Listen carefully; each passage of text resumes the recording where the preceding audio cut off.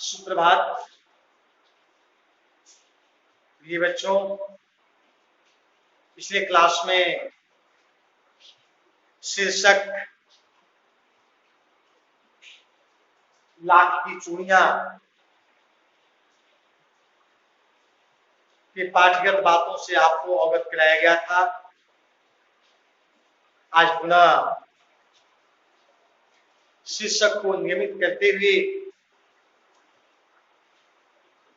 पाठगत जो विषय वस्तु है उसे आपको अवगत कराया जाएगा। पिछले क्लास में हम लोगों ने देखा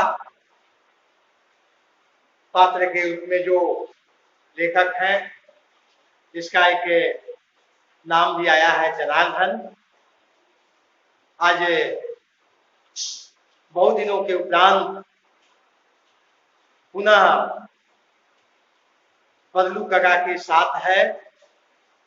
स्वाभाविक है उसकी जो स्मृति रही, उसकी जो प्रकृति रही, अपने मामा के गांव के संदर्भ में, बदलू काका के जीवन गाथा के संदर्भ में उसे स्मरण कराकर उसके व्यक्तित्व से, उसके प्रभाव से, उसके कर्तव्यपरायणता से, उसके जो खानदानी पेशे थे उससे हमें अवगत कराने का प्रयास करते हैं।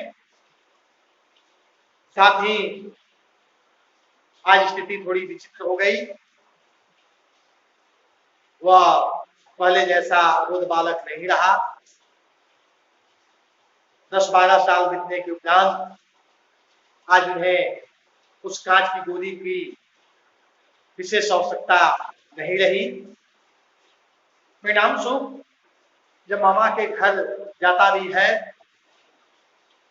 तो तब तक वह नहीं बदलू काका के पास गया जब एक घटना न घटी। पिछले क्लास में हम लोगों ने इस बात की चर्चा की थी। अब आगे हम इस पाठ को और नियमित करते हैं। अतः गांव में होते हुए भी कई दिनों तक मुझे बदलू का ध्यान न आया। इसलिए मैंने देखा कि गांव में लगभग सभी स्त्रियां कांच की चूड़ियां पहने हैं। बिरले ही हाथों में मैंने लाख की चूड़ियां देखी। तब एक दिन सहसा मुझे बदलू का ध्यान हो आया।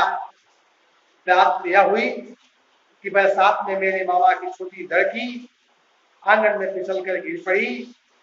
उसके हाथ की कांच की चूड़ी टूटकर उसकी कलाई में घुस गई और उससे खून बहने लगा। आज परिस्थितियां थोड़ी बदली हुई है। जब तक से बदलू काका के पास वाली में जाकर के बैठना नहीं था उसे चैन नहीं आती थी, लेकिन आज वह स्वयं न जाकर के घटना के उपरांत वहां जाने का विचार बनाया। वास्तव में बरसात के दिन थे।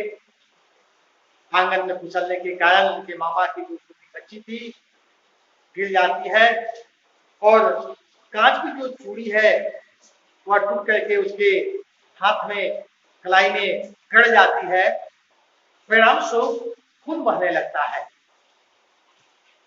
आज बिरले लोग ही उस गांव में है जो लाख की चूड़ी पहनते हैं। लोग महिलाएं हैं जो चूड़ियां पहनती हैं। बहुत कम महिलाएं लाख की चूड़ियों का उपयोग करती हैं। सुलभता के साथ कांच की चूड़ियां मिलने के उपरांत स्वाभाविक रूप से उसको ही वे पहन लेती हैं। आज इस घटना के पश्चात उसे बदलू की भी याद आई और वहां जाने का निश्चय किया। इसके पश्चात मेरे मामा उस समय घर पर न थे। मुझे उसकी मरहम पट्टी करनी पड़ी। तभी सहसा मुझे बदलू का ध्यान आया और मैंने सोचा उसे मिल आऊं। अतः शाम को मैं घूमते घूमते उसके घर चला गया। बदलू वहीं चबूतरे पर नीम के नीचे एक खाट पर लेटा था। नमस्ते बदलू काका, मैंने कहा, क्योंकि मामा के नहीं होने के उपरांत स्वयं इस जनार्दन को ही उसकी मरहम पट्टी करनी पड़ी। और जब उसे कांच की चूड़ी गढ़ने के उपरांत ऐसा महसूस हुआ कि शायद लाख की चूड़ी होती तो इस प्रकार की घटना नहीं घटती, और वह उस लाख की चूड़ी बनाने वाला खानदानी पेशे से काम करने वाला बदलू की याद ने उसे स्मरण दिलाया और वहां जाने के लिए वह विवश हो गया। संध्या का समय घूमते फिरते वह वहां जाता है और एक चबूतरे के नीचे, नीम के पेड़ के नीचे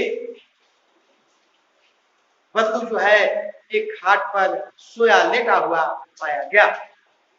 स्वाभाविक रूप से अभिवादन करने के पश्चात बदलू काका से पूछते हैं, नमस्ते भैया। उन्होंने भी कहा। उसने मेरी नमस्ते का उत्तर दिया और उसके खाट पर बैठ गया। उसने मुझे पहचाना नहीं और देर तक मेरी ओर निहारता रहा, क्योंकि बहुत दिनों के उपरांत दोनों की भेंट मुलाकात हुई थी। जब इन्होंने नमस्ते कहा तो अभी नमस्ते कहते हुए खाट से उठ करके बैठ गए और उसे निरंतर देखता रहा। अपने स्मरण शक्ति जो क्षीण हो गई थी उसको कुरेद कर जगाने का प्रयास करता रहा।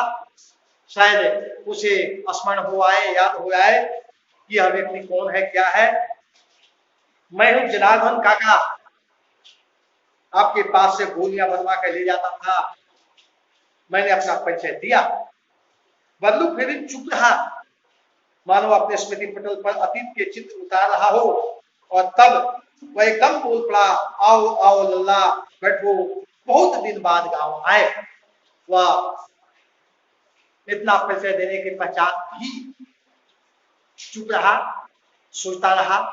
अपने जो क्षीण स्मृति पटल थे उसको याद करता रहा, ताजा करता रहा, और अंततः उसे याद आ ही गई।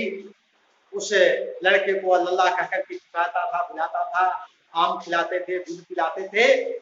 उसे बैठने की ओर इशारा करता है और पूछता है कि बहुत दिन के बाद आए। हाँ, इधर आना ही नहीं हो सका काका, मैंने चारपाई पर पड़ते हुए कर दिया। कुछ देर फिर शांति रही। मैंने इधर उधर दृष्टि दौड़ाई, न तो मुझे उसकी मच्छिया नजर आई, न ही फटी।